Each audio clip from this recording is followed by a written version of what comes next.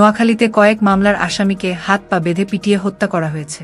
অস্ত্রসহ আটকের পরে গণপিটুনি দেয় জনতা। আপনারা দেখছেন BD24 নিউজ। সঙ্গে আছি আমি, ফারিয়া নাজনীন।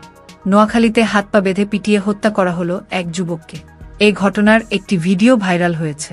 পুলিশের কাছে জানা যায়, ঘটনার দিন 4 জনকে গণপিটুনি দেয় এলাকাবাসী। হাসপাতালে নেওয়ার পর একজন মারা যায় এবং 9 মামলার আসামি ছিলেন নিহত শহীদ।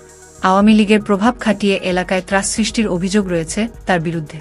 আটকের পর উত্তম মধ্যম দেওয়া হয় তাকে। ঘটনাটি নোয়াখালীর সদর উপজেলার পূর্ব চরমুঠো এলাকা। শনিবার দুপুরে ইসমাইল মুহুরীর বাড়ি থেকে পাইপগান সহ 4 যুবককে আটক করে জনতা। গণপিটুনির পর তুলে দেয়া হয় যৌথ বাহিনীর হাতে। চিকিৎসাধীন অবস্থায় মারা যায় শহীদ নামে একজন। ইউপি চেয়ারম্যান জানায়, একাধিক মামলার আসামি শহীদকে ধরতে অভিযানে যায় যৌথ বাহিনী। পরদিন অস্ত্র নিয়ে এলাকায় মহড়া দেয় শহীদ। এতে ক্ষুব্ধ হয়ে এলাকাবাসী ধরে গণপিটুনি দেয়। গণপিটুনি দিচ্ছে এই খবর পেয়ে পুলিশ এবং সেনাবাহিনী যৌথভাবে সেখানে যায় এবং সেখান থেকে উদ্ধার করে হাসপাতালে ভর্তি করা হয়।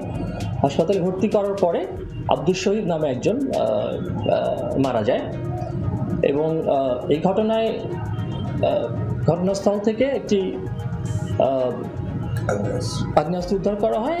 প্রায় ওইখানে 1000 থেকে 1500 লোকে শহীদকে ধরে করে। তবে এটা দুঃখজনক ঘটনা। এইভাবে মানে জনগণ, সে তার বিরুদ্ধে মামলা আছে, একাধিক মামলা আছে, আইনানুগভাবে তার বিচার হইতো। প্রশাসন সাহায্য করছে, মাইয়ার উদ্ধার করছে, জায়গা জায়গা এতে এটা গুলা কেস